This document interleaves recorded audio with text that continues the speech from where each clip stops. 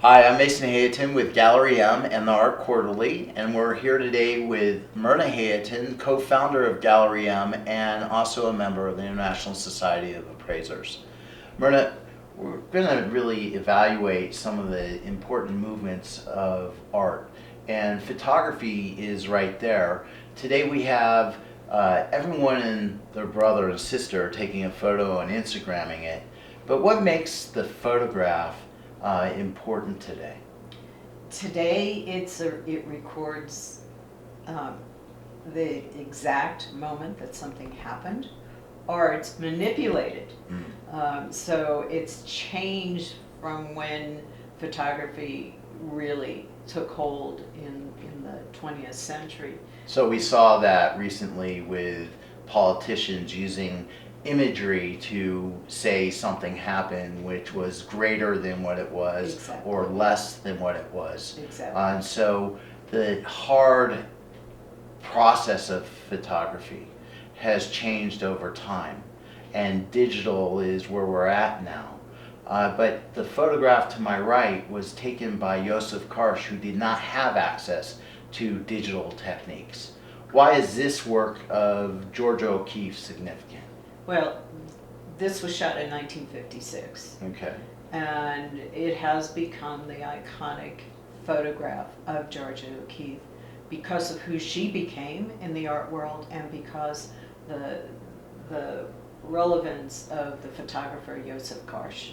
So at her museum in New Mexico, her original paintings are there. She focused on landscapes and also florals, obviously the orchid and whatnot.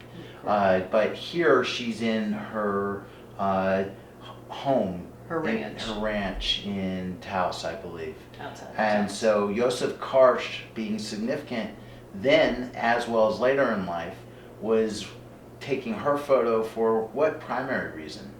To record who she was. Uh, And actually, this particular photograph is part of his great 20th century portfolio of important people. So like Andy Warhol's important 20th century artist and playwrights and whatnot, that collection Right. is there. This is kind of Yousuf Karsh version.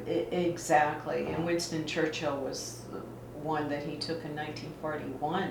Okay. So this was not just 1 year of photographing important persons. Ernest Hemingway is part of this collection of his also. And Yousuf Karsh also did The Everyday Man. Several years ago. Was he a life photographer? I don't believe he ever worked for Life. Oh. He lived in Canada. He came from Europe. At the end of his career and his life, he did end up in the United States. But he was sought after because of the way he was able to clarify the personality through his portraits. So this portrait again is of Georgia O'Keeffe. This is a 16 by 20 or No, actually 24 by 20? It's 20 by 24 on a larger mount, which earlier photographers would always mount their work. And this is one. And this is from that portfolio that I spoke of earlier, so this one is numbered.